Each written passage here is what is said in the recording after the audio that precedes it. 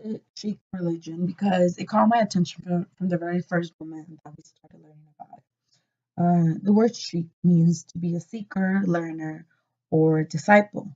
And I found this to be pretty interesting, a pretty interesting trip due to the fact that I learned so much more by being presently there. One of the things I noticed right away was how there was a carpet in the middle, and from what the person told me, you had to walk straight up and then divide Singing women is one done at side, the men in altar. the other. The singing that is done at the altar, and one of the services that I attended, it was on a Friday evening.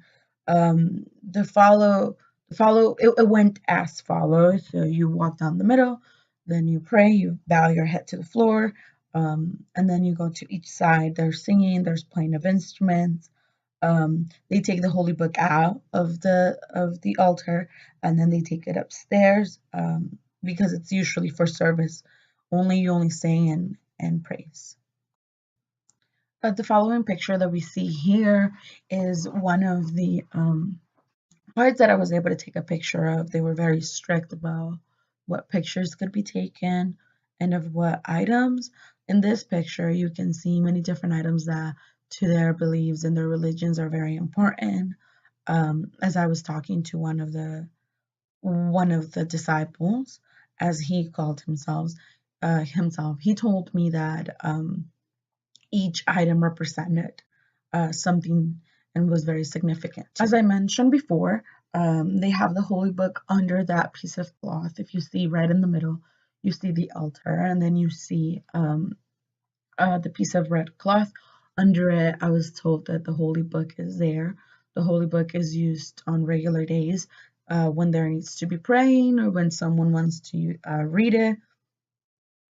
I wasn't able to take a picture of the room next to it, where there's a room where they can go and pray in shifts of 48 hours.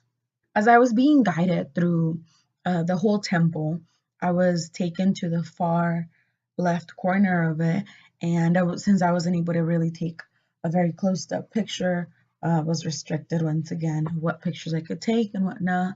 But if you see at the very left corner, there's a little like rice cooker. They have their blessing, as the disciple called it, which is their food. It's made with sugar. It's no meat. It's vegetarian, and it's usually eaten after service. This is me exiting from inside the temple. I chose the Hollywood Chic Temple because I was also going to be there the whole day for another class, for my philosophy 12 class. As you can see, I was told to cover my head. I try to take loose clothing so it would be appropriate and it wasn't too tight. I try to cover my arms as well. They appreciated this. I was actually told, thank you for having dressed the way I did. In this picture, I was actually informed that as you're walking out of the temple, you can't give your back to the altar. Um, I was a bit awestruck with this information, and at the same time, I admire the respect that they have for their holy book and their altar. Not very often do I get to see this respect and this honor that is given to something that they truly believe in. I wasn't held back for it though.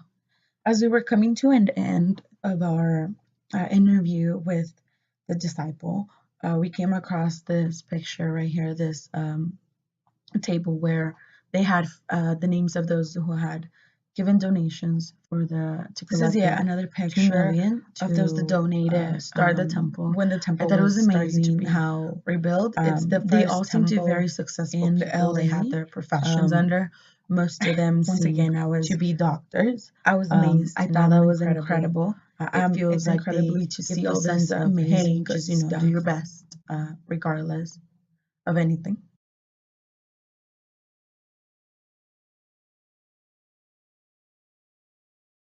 There are no words to describe how incredible this trip was. I learned a lot. It's one thing to learn and read, and another to experience. I went with a friend of mine, and I would like to think that I want to visit again.